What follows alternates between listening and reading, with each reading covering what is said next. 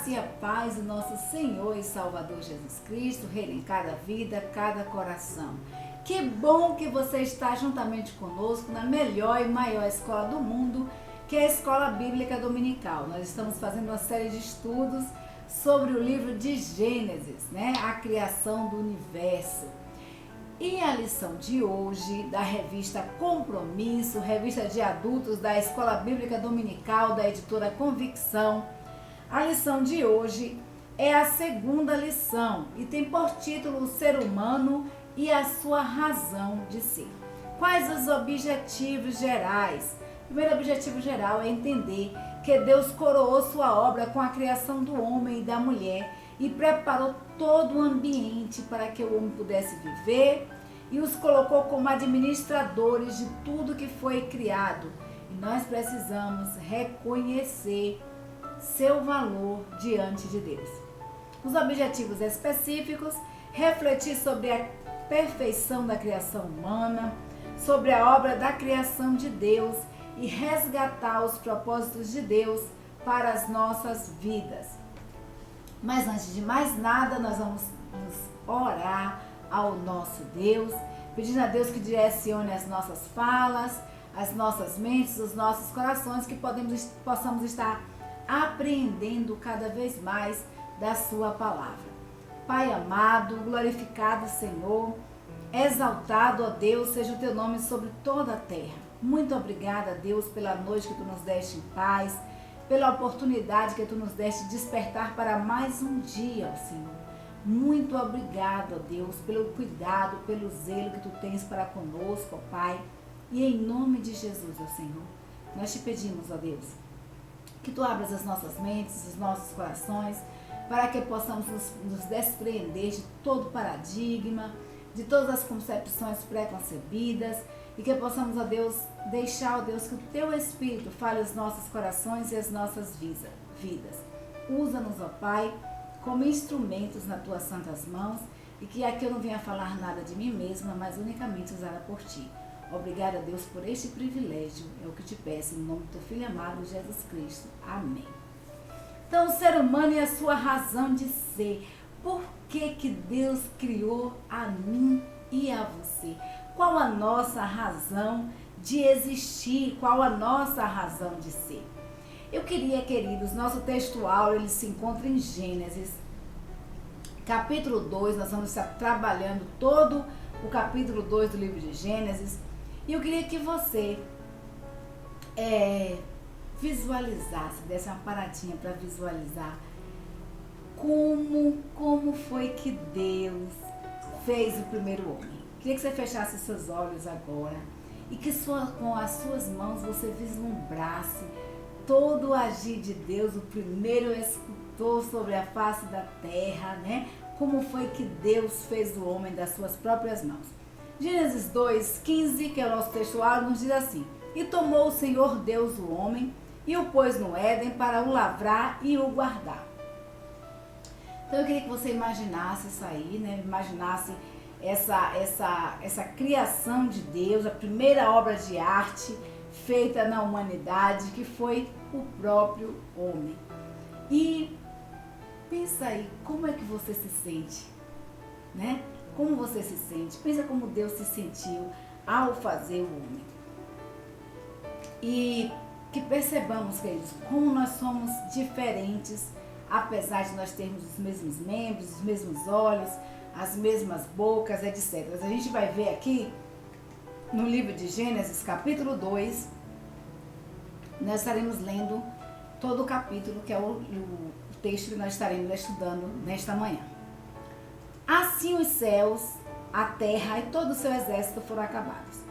E havendo Deus acabado o dia sétimo, a obra que fizera, descansou no sétimo dia de toda a sua obra que tinha feito. E abençoou Deus o sétimo dia e o santificou, porque nele descansou de toda a sua obra que Deus criara e fizera. Então são as origens dos céus e da terra, quando foram criados, no dia em que o Senhor fez os céus e a terra. E toda a planta do campo e toda a planta do campo ainda não estava na terra, e toda a erva do campo ainda não brotava, porque ainda o Senhor não tinha feito chover sobre a terra, e não havia homem para lavrar a terra. Um vapor, porém, subia da terra e regava toda a face da terra. E formou o Senhor Deus o homem do pó da terra, e soprou nas suas narinas o fôlego da vida. E o homem foi feito alma vivente. E plantou o Senhor Deus no jardim do Éden, do lado oriental, e pôs ali o homem que tinha formado. E o Senhor Deus fez brotar da terra toda árvore agradável à vista e boa para a comida, e a árvore da vida no meio do jardim, e a árvore do conhecimento do bem e do mal.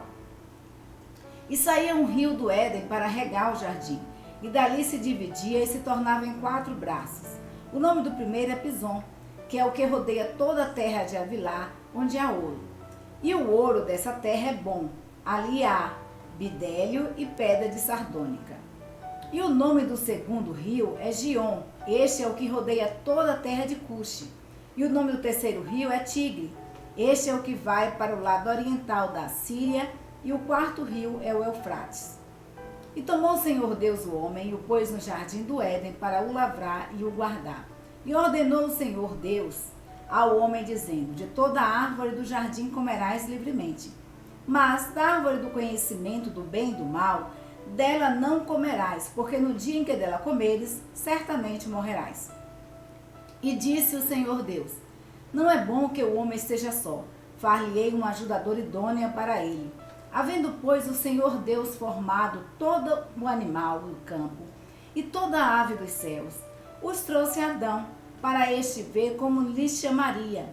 E tudo o que Adão chamou a toda alma vivente, isso foi o seu nome. E Adão pôs os nomes a todo gado, às aves dos céus e a todo animal do campo, mas para o homem não se achava ajudadora idônea. Então o Senhor fez cair um sono pesado sobre Adão, e este adormeceu, e tomou uma das suas costelas e cerrou a carne em seu lugar. E da costela que o Senhor tomou do homem, formou uma mulher e trouxe a Adão. E disse Adão: esta agora é osso dos meus ossos e carne da minha carne. Esta será chamada mulher, porquanto do homem foi tomada. Portanto, deixará o homem seu pai e sua mãe, e apegar-se-á à sua mulher, e serão ambos uma carne. E ambos estavam nus, o homem e sua mulher, e não se envergonhavam. Então, queridos, eu queria que vocês percebessem o quanto nós somos diferentes. Mesmo nós tendo os mesmos olhos, a mesma boca, o mesmo nariz, nós precisamos refletir também na criação humana, na obra da criação de Deus, como foi que Deus fez o homem, todo o cuidado que Deus fez.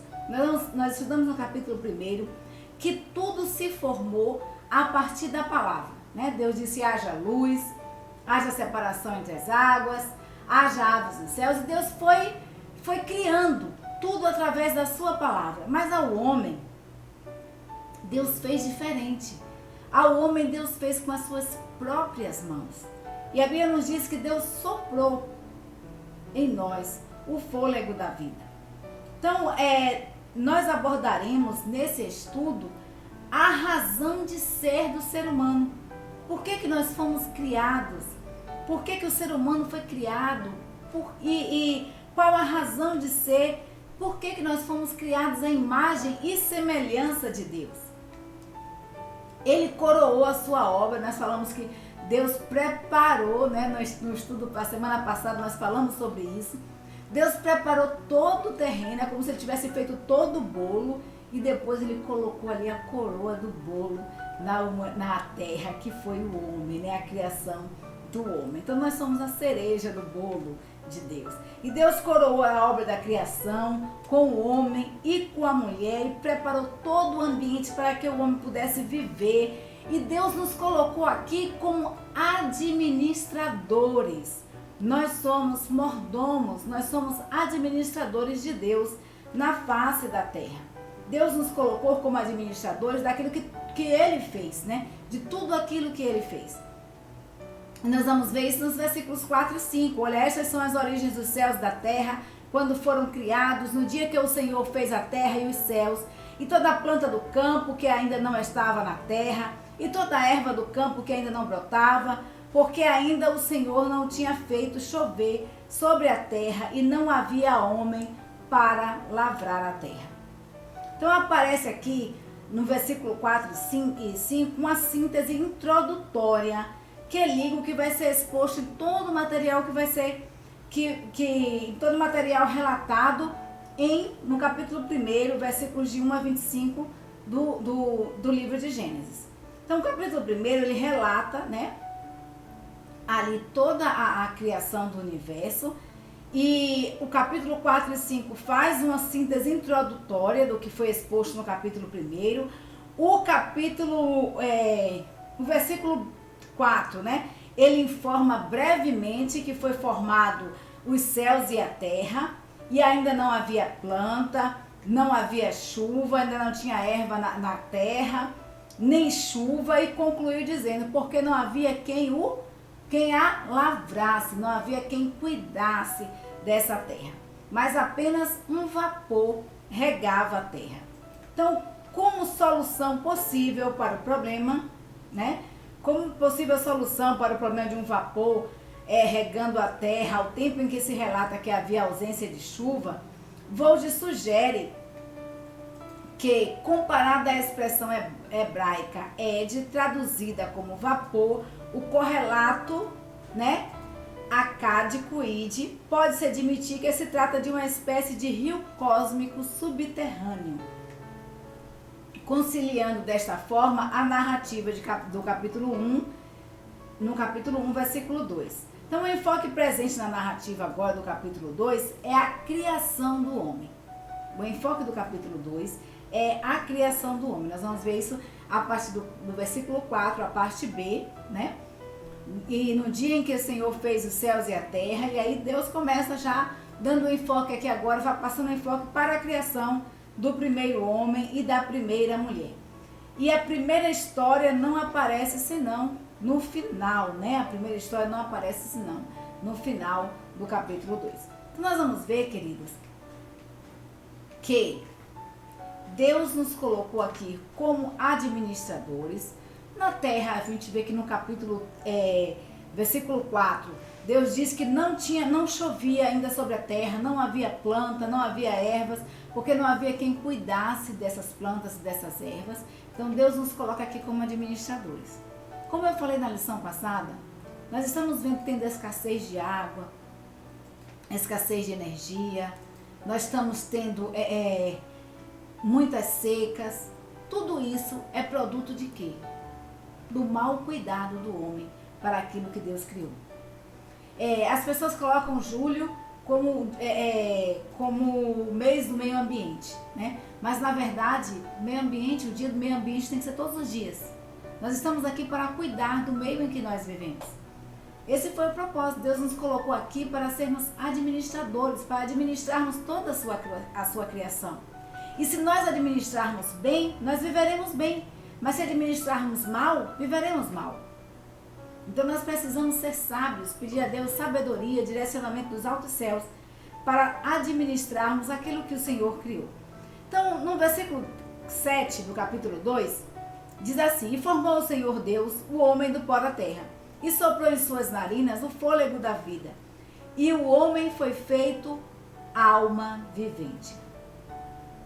A narrativa aqui, ela descreve a formação do homem do pó da terra. E embora não mencione a questão da imagem de Deus, acrescenta que o Criador soprou no homem o fôlego da vida, né? O fôlego da vida. Nós vamos ver no capítulo, em Salmos 104, versículo 29, diz assim: Escondes o teu rosto, ficam perturbados, e lhe tirais o fôlego, e morrem, e voltam para o seu pó. Então, do pó nós saímos, e do pó nós voltaremos, quando o fôlego da vida for tirado de nós.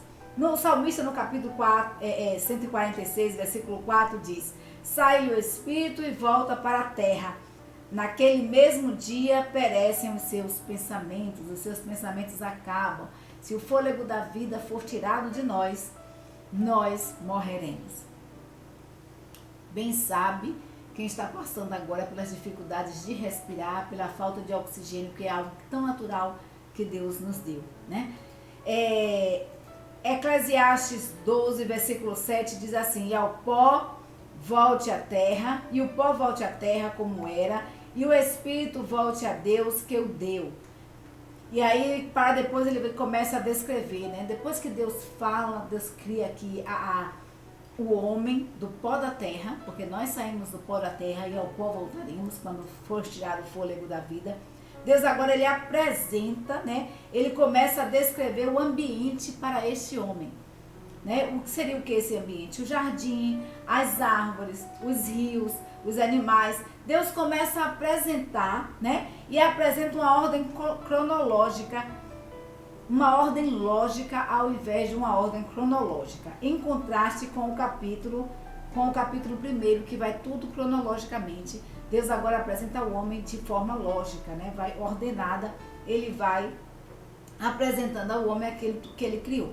Então, o termo para designar o homem, que quer nesta passagem, quer no capítulo 26, no capítulo 1, versículos 26 e 27, é Adão, que vem do hebraico Adam. É uma referência ao material pelo qual o homem foi formado, o pó da terra. Então, a palavra hebraica para terra é Adamar, né? Acho que é assim que pronuncia. Como esse nome é designado o primeiro homem no versículo 23. Então, neste versículo, Adão chama sua mulher, que Deus fez pelo nome de varoa, ou esposa, que no hebraico é Ishá, por haver sido criada a partir do varão ou do esposo Ishi. Então, em contraste com Adão, que denuncia a fragilidade do homem, a palavra varão aponta para a sua dignidade, para a sua excelência.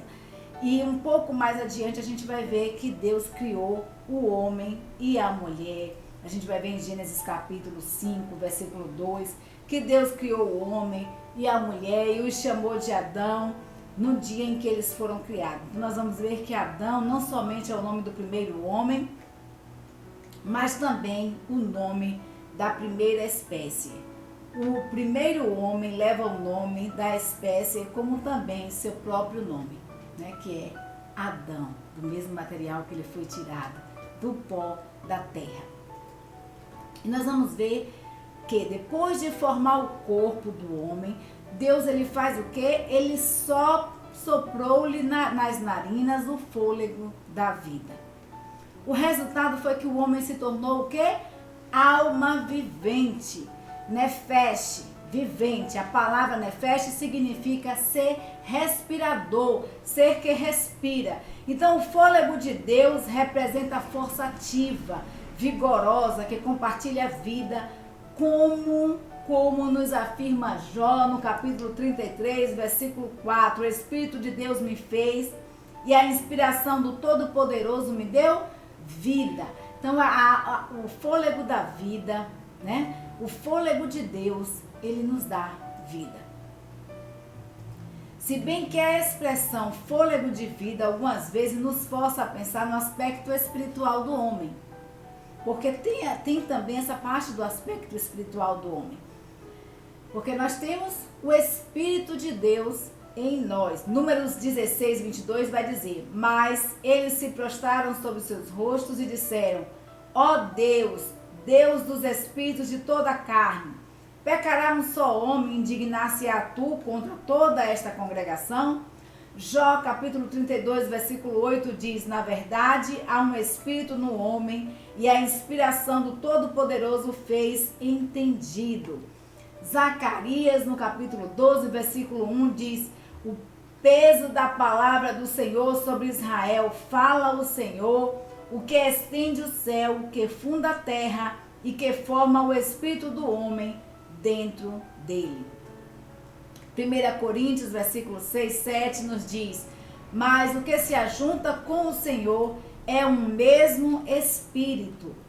Então, não é esta a ideia, entretanto, queridos, não é esta a ideia que o versículo 2 nos diz. Quando fala aqui com relação ao Espírito, apesar de muitas vezes a Bíblia citar o Espírito de Deus na parte espiritual, como nós falamos, no sentido espiritual, como nós mostramos aqui alguns versículos, o versículo 7 diz que o espírito aqui significava fôlego de vida, poder para respirar, poder de dar a vida, de tornar o homem um ser respirador. Inclusive porque o contexto nos mostra que todo animal, como o ser humano, são chamados alma vivente. Então, Gênesis capítulo 2, versículo 19, vai dizer isso também. Havendo, pois, o Senhor Deus formado todo o animal do campo e toda a ave dos céus, o trouxe a Adão, e para este ver como lhes chamaria. E tudo que Adão chamou, a toda alma vivente, isso foi o seu nome. Então, em resumo, capítulo 2, versículo 7, nos apresenta o homem como ser animado, como um corpo animado, com parentesco à terra, mas feito por imagem, feito por Deus, de quem também a vida do homem procede, depende e a quem ela é sujeita. Então, em resumo aqui, o versículo 7 nos apresenta isso.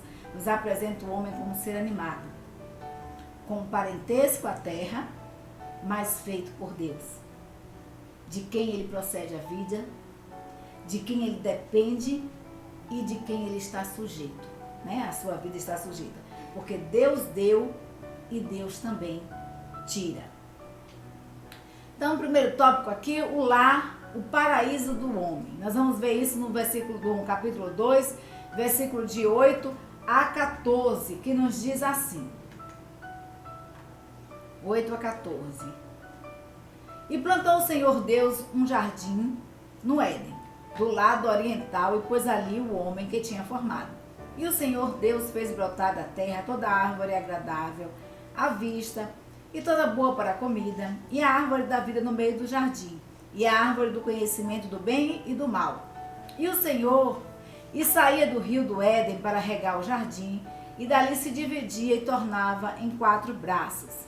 E o primeiro Pison é o que rodeia toda a terra de Havilá, onde há ouro, e o ouro desta terra era bom, ali há bidélio e pedra sardônica. E o nome do segundo é Gion, este é o que rodeia toda a terra de Cuxi. E o nome do terceiro, Tigre, este é o que vai para o lado oriental da Assíria. E o quarto, o rio Eufrates.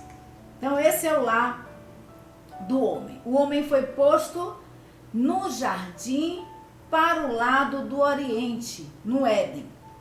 Então, a descrição minuciosa, né? Deus plantou um jardim, e vai dizer aqui no versículo 8, no Éden, do lado oriental. E ali colocou o homem que tinha formado. Deus dá ênfase nisso aí. Então, a descrição minuciosa da localização geográfica desse jardim, em que pese a dificuldade de identificação dos rios Gion e Pison, faz pensar que o Éden não era apenas uma linguagem figurada ou simbólica no texto, mas um lugar real, um lugar que realmente existia. E os Tigres e dos rios Eufrates ficarem situados no Oriente Médio, atualmente Irã, Iraque e Kuwaiti. Tendo sido a tendência a tratar de identificar aquela região como possível localização do Éden. O Éden o jardim ficava no Éden, que teria sido, deixa eu ver aqui, que aqui está falhando, que teria sido uma planície na região montanhosa no sudeste das fontes do rio Eufrates e Tigre, que a gente vai ver isso no versículo 14. Então, o jardim foi um lugar agradável, né? Era uma planície em meio às montanhas rochosas, em meio às montanhas, e ficava, queridos, era regado pelos rios, né? Eufrates, Tigre, tinham 4 rios ali, o rio se desdobrava em 4 braços, a gente vai ver isso aí. Então, era um lugar agradável para se viver, um paraíso. Deus pensou em tudo, pensou na água, pensou nas plantas, pensou na alimentação, né? Nos animais que nós poderíamos comer. Deus pensou em tudo, nos mínimos detalhes. Então, quando nós vemos a situação que nós estamos hoje, passando na humanidade, quando nós vemos tanto caos, animais em extinção, rios, nascentes sendo mortas, nascentes de rios sendo mortas, rios poluídos, a gente vai ver que isso é fruto de quê? Foi de Deus? Da obra de Deus? Não, foi fruto das nossas mãos, do nosso mau cuidado. E a gente pode pensar na administração da natureza, na administração da terra, como nós administramos nossos bens, né? Se você administra bem os seus recursos financeiros, você vive bem. Mas se você não administra bem aquilo que você tem, você acaba passando por dificuldades. Deus nos colocou aqui na terra como mordomos, como administradores. Deus nos colocou aqui para cuidarmos de tudo que Ele criou. E Ele criou tudo que fosse favorável ao homem, para o seu conforto, para o seu bem-estar, que proporcionasse bem-estar. A gente vai ver que o Éden era um lugar agradável de se viver, de se conviver. E o que aconteceu, né? Por conta do pecado, por conta da má administração da humanidade, nós estamos vivendo o que nós estamos vivenciando hoje. Então, o mordomo ele é posto agora aí à prova. A gente vai ver no versículo 15 ao 17, que Deus põe à prova o homem. E tomou o Senhor Deus o homem e o pôs no jardim do Éden para o lavrar e o guardar.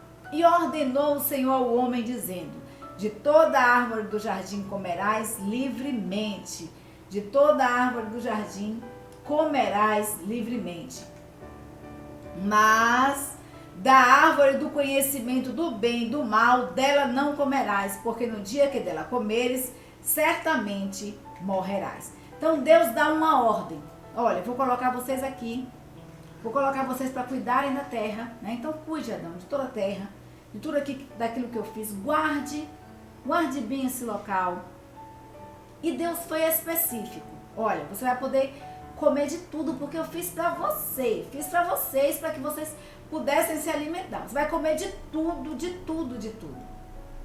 Mas não vai comer da árvore do conhecimento do bem e do mal. Então o homem criado à semelhança do Criador, a gente vai ver isso no capítulo 1, versículo 27, a gente viu isso, que Deus criou o homem à sua imagem e semelhança, a sua imagem e semelhança os criou. E nós falamos sobre isso, sobre essa criação do homem, que às vezes a gente imagina que foi perfeito fisicamente, né? A gente imagina uma pessoa bela, mas a gente traduzindo, a gente chegou ao consenso na lição passada de que esta imagem e semelhança do Criador seria mais em relação ao sentido ético, moral, criativo, né? Pensante. Então Deus fez no homem, criou o homem de forma especial, criou o homem de forma diferente. E nós somos a imagem e semelhança de Deus por sermos a natureza de Deus. Então, criativo, ético, portanto apto para fazer a vontade de Deus. E o homem recebeu uma responsabilidade. Qual responsabilidade é essa? Cultivar e guardar o jardim. Deus não lhe outorgou escritura de propriedade do mundo. Apenas o designou como mordomo, como administrador. Mas a sua gestão do paraíso, ela tinha limites. Deus delimitou alguns limites. Adão poderia usufruir de todas as bênçãos do jardim de Deus, mas ele não poderia comer da árvore da ciência do bem e do mal, sob a pena de morrer. Então, muito tem se especulado, aqui o autor diz que muito tem se especulado sobre essa natureza, sobre a natureza dessa árvore. A sabedoria popular a tem relacionado como uma macieira, enquanto tendências teológicas idealistas a têm apontado como um símbolo da atividade sexual. Então, a Bíblia não sugere a primeira, e quanto à segunda, desautoriza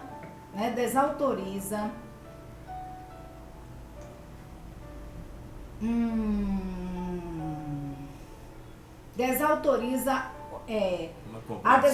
ao apontar a sexualidade, né? Essa desautoriza a segunda versão, né? Tanto não aponta por ser uma macieira, por ser esse fruto ser uma maçã, como as pessoas associam, nem também a segunda teoria que aponta com relação a esse fruto é uma coisa sexual, aponta para uma atividade como um dom sexual e um propósito de Deus.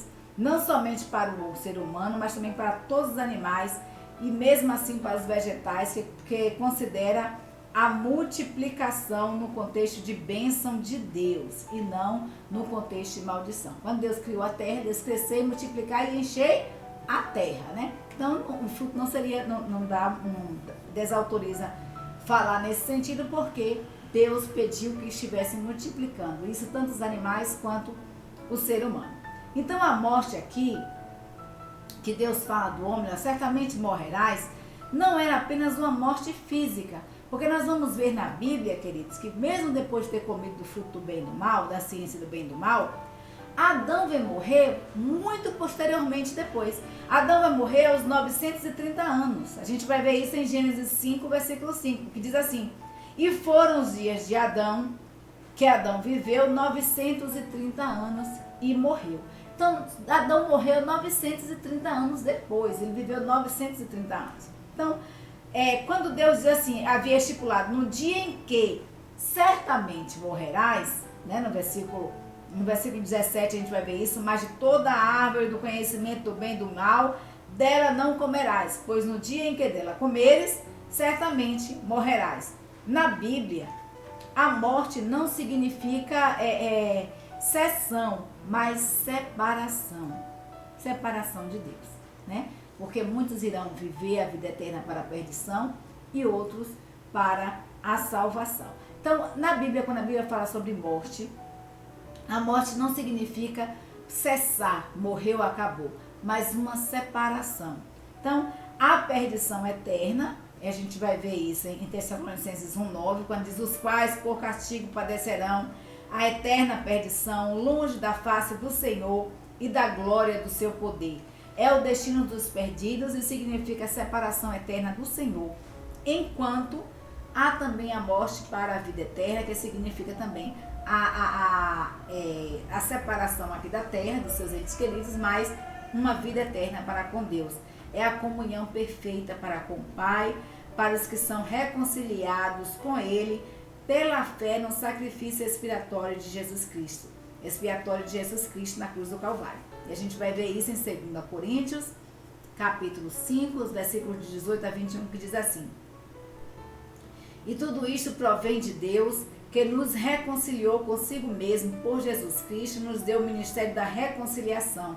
Isto é, Deus estava em Cristo reconciliando consigo o mundo, mas não lhes foi imputado os seus pecados, e pôs em nós a palavra da reconciliação, de sorte que somos embaixadores da parte de Cristo, como se Deus por nós rogasse, rogando-vos, pois, da parte de Cristo, que vos reconcilieis com Deus, aquele que não conheceu pecado, o fez pecado por nós, para que nele fôssemos feitos justiça de Deus.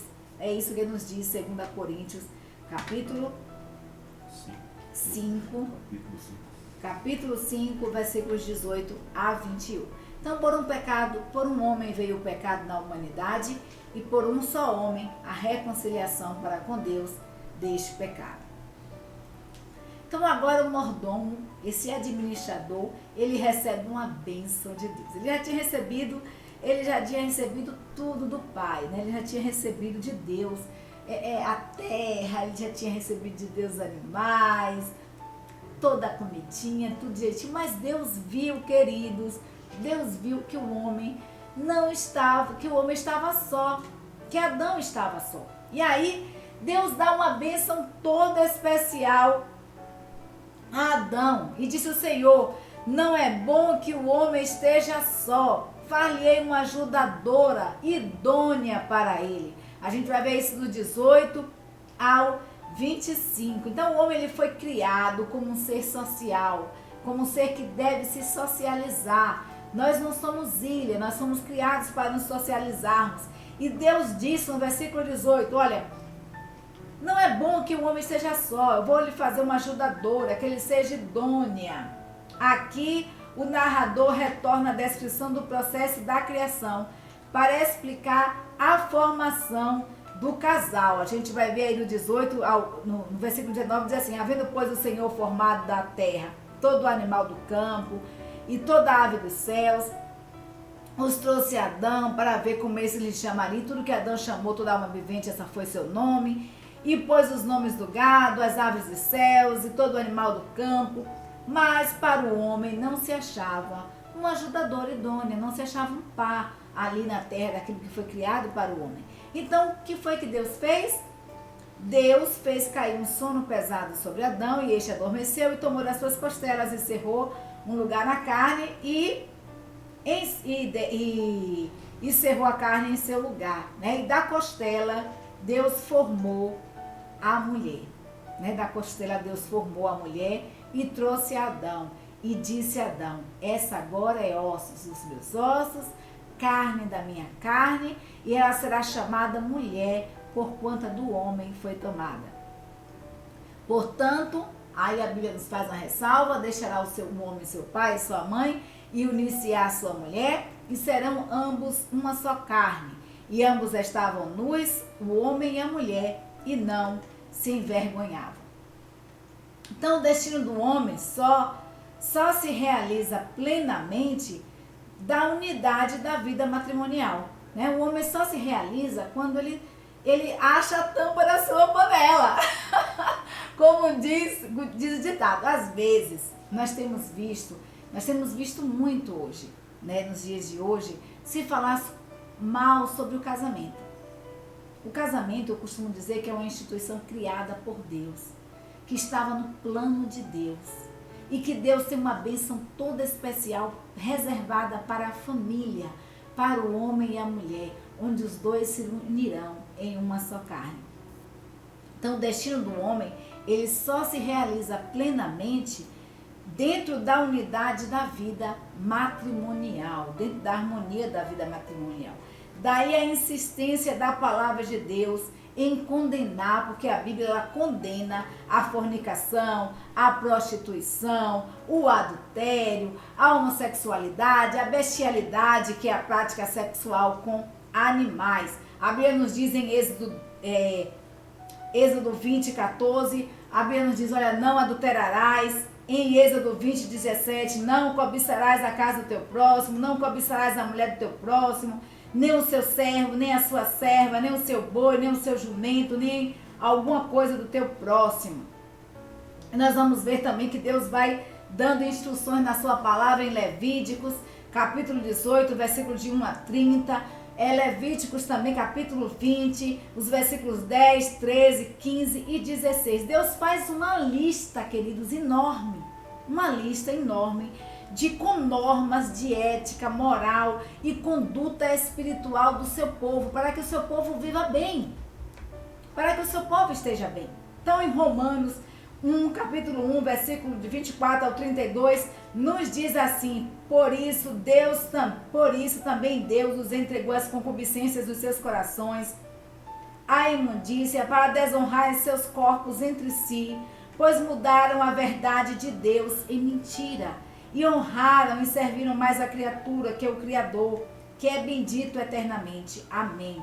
Por isso Deus os abandonou às paixões infames, porque as suas mulheres mudaram o uso natural, no contrário à natureza, e semelhantemente também os homens, deixando o uso natural da mulher, se inflamarem em sua sexualidade uns para com os outros, homens com homem, cometendo torpeza e recebendo em si mesmos a recompensa que convinha ao seu erro. E como eles não se importaram de ter conhecimento de Deus, assim Deus os entregou a um sentimento perverso, para fazerem coisas que não convêm, estando cheios de toda iniquidade, fornicação, malícia, avareza, maldade, cheios de inveja, homicídio, contenda, engano, malignidade, sendo murmuradores, detratadores, aborrecedores de Deus, injuriadores, soberbos, presunçosos, inventores de males, desobedientes aos pais e às mães, nécios, infames nos contratos, sem afeição natural, irreconciliáveis, sem misericórdia, os quais, conhecendo o juízo de Deus, que são desígnios de morte, os que tais coisas praticam. não somente as fazem, mas consentem aos que as fazem. Então, Deus ele vai dando uma lista, né? Uma lista de tudo que o aborrece. Porque Deus fez o homem e a mulher, ele fez a instituição casamento como algo de bênção para a humanidade. Porque aí nós vamos ver em Gálatas 5:19 diz o seguinte: porque as obras da carne são manifestas, quais são? Adultério, fornicação, impureza, lascívia, e aí vai descrevendo quais são as obras da carne. Mas quando Deus fala da mulher, Deus ele diz que a palavra, ele disse que faria uma mulher, uma ajudadora, uma pessoa que fosse idônea. A palavra idônea no original leva a ideia de contraparte, apresenta-se como ideal para o homem e para a mulher. Deus fez o ser humano, né? Fez o homem e fez a mulher para que estivesse completando um ao outro. Para que estivesse um completando o outro e se encaixasse perfeitamente. Então, quando a palavra de idônea dá a ideia disso, né, de contraparte, aquela que se apresenta, portanto, como ideal para o homem. O ideal de Deus para o homem é a mulher. E Deus ele abençoou a instituição, né, a família, como a família foi a primeira instituição criada por Deus. E é bênção de Deus em nossas vidas. Então, já vemos nos versículos 21 e 22. Então o Senhor Deus fez cair um sono pesado sobre Adão, e este adormeceu, e tomou de uma das suas costelas, e cerrou a carne em seu lugar. E da costela que o Senhor tomou do homem, formou uma mulher, e trouxe a Adão. A mulher, queridos, ela é formada da costela de Adão. Isso quer dizer que da mesma substância ou da mesma natureza que Adão. Na avaliação do primeiro homem, a primeira mulher é osso dos seus ossos, carne da sua carne. Então nós vamos ver que Adão ele diz isso: olha, este é osso dos meus ossos, carne da minha carne. Portanto, de igual dignidade, de igual valor perante a sociedade. Então, a discriminação da mulher, seja por qual razão for, contraria os princípios da palavra de Deus. É bem verdade que cada um tem o seu papel a desempenhar no contexto da família, da sociedade, mas também simultaneamente delineado nas escrituras, contudo, desfrutando de ambos dos mesmos direitos e de iguais responsabilidades diante de Deus e Pai. O casamento ideal visa também a formação de um novo lar, independente em certo sentido, de onde marido e mulher saíram, né? Portanto, porque o homem saiu do pó, mas a mulher foi constituída do mesmo material, porque foi tirada do homem. Então, portanto, deixará o homem, seu pai e a sua mulher, ou seu pai e a sua mãe, e apegar-se à sua mulher, e serão os dois uma só carne. Casados, marido e mulher, devem priorizar o seu cônjuge e o seu lar. E aqui se delinea a ideia de que a ideia de abandono, de desvinculação do núcleo da família, de desunião, né? Contraria a vontade de Deus, mas será daqui a ideia de união, de constituição de um núcleo familiar, de identificação, de consolidação dos laços afetivos e emocionais. Então, Deus dá a ideia aqui de união, né? De união, de uma constituição de um novo núcleo de família, da identificação, a consolidação dos laços emocionais, e uma vez constituído assim, o novo lar ele será habilitado para receber filhos, e ali crescerão em segurança, crescerão em amor. Então, meu querido, minha querida, valorize aquela pessoa que Deus colocou ao seu lado, respeite-a, trate bem, porque homens e mulheres nós somos criados à imagem e semelhança do Senhor. Apesar de nós termos papéis distintos na sociedade, apesar de termos diferenças, nós temos valores, nós temos valor para Deus. A Bíblia nos diz que nós somos a menina dos olhos de Deus, e a família, o casamento foi a primeira instituição criada por Deus. Aplicações para a vida. Quais foram as aplicações que nós podemos tirar para as nossas vidas? Primeiro, o homem nasce da terra. Deve cultivar a terra e finalmente, queridos, quando morre, o homem ele vai afirmar, Volt afirma que o homem ele volta para a terra, né? Então a terra é para o homem berço, lar e sepultura. Então eis aqui uma razão para que sejamos bons mordomos, para que sejamos bons administradores, para que cuidemos bem do local onde nós estamos vivendo, do meio onde nós vivemos, né? Porque nós fazendo tudo que esteja ao nosso alcance para a preservação dos solos, dos recursos não renováveis e do nosso meio ambiente. Então nós precisamos fazer tudo para que esteja ao nosso alcance para conservarmos aquilo que Deus nos deu. Porque a terra é para o homem o berço, o lar e a sepultura. E a segunda lição, Deus como provedor, ele serve de modelo para os pais.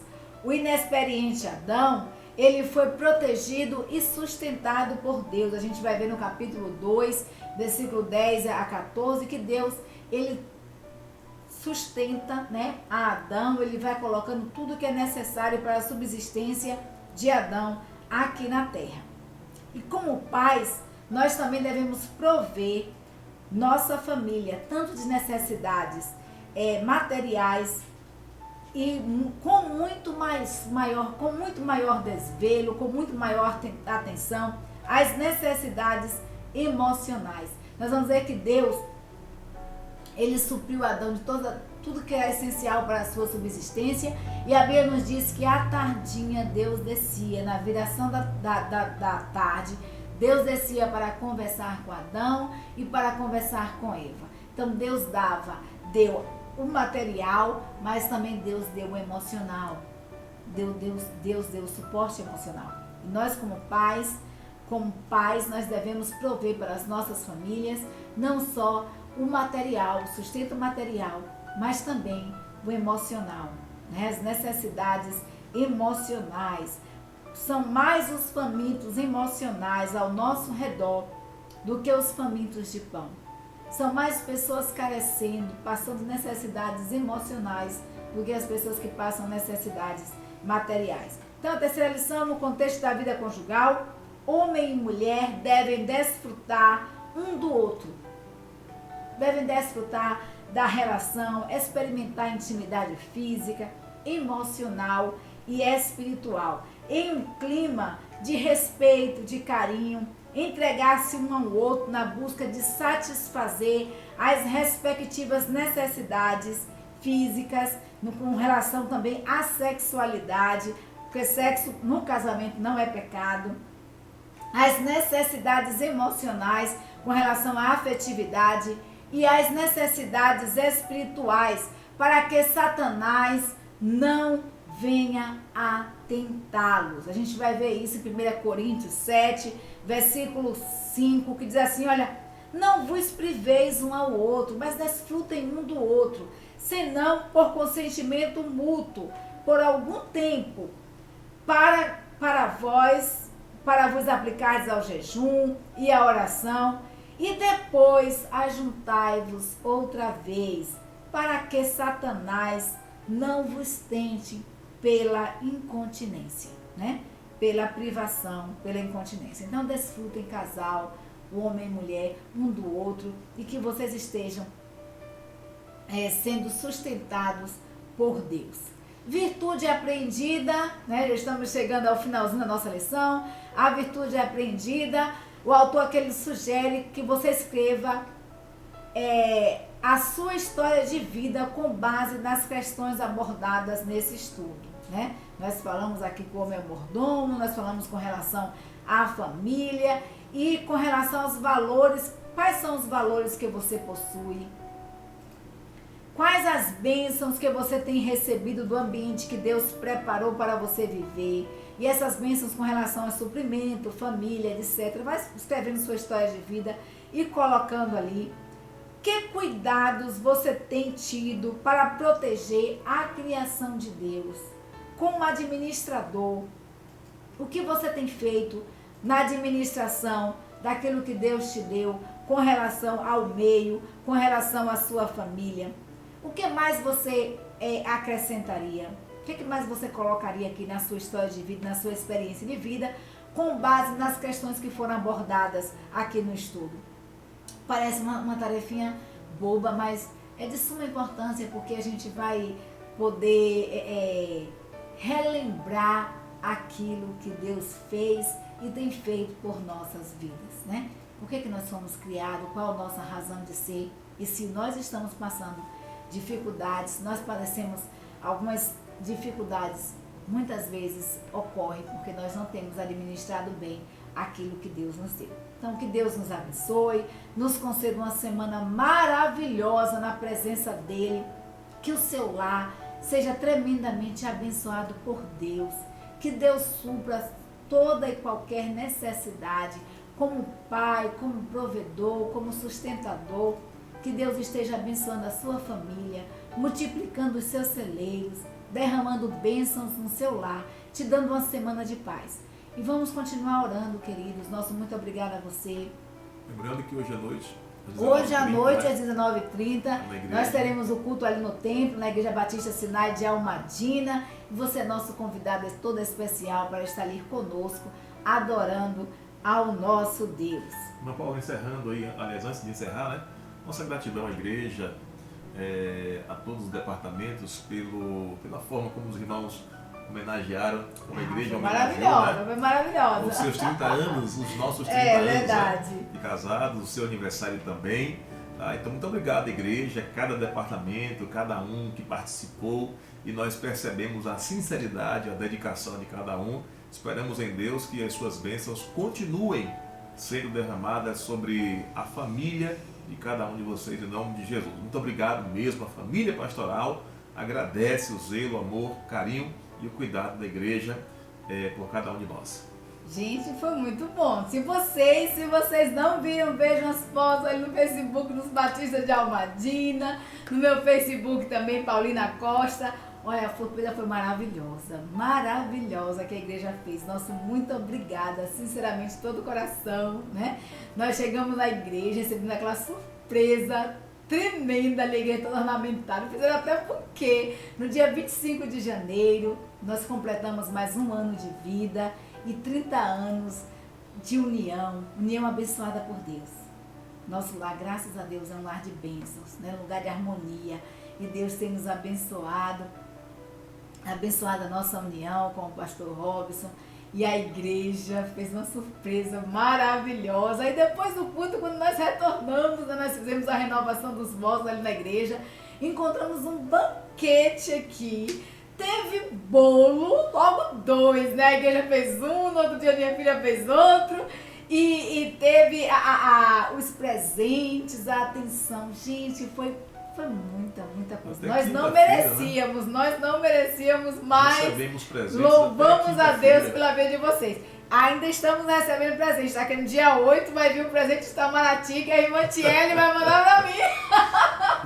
Então, glórias sejam dadas ao nome do Senhor. Que Deus abençoe grandemente a vida de vocês. Abençoe lá a família de cada um de vocês. Nosso muito obrigada. Vamos continuar orando, porque juntos em oração nós somos mais fortes.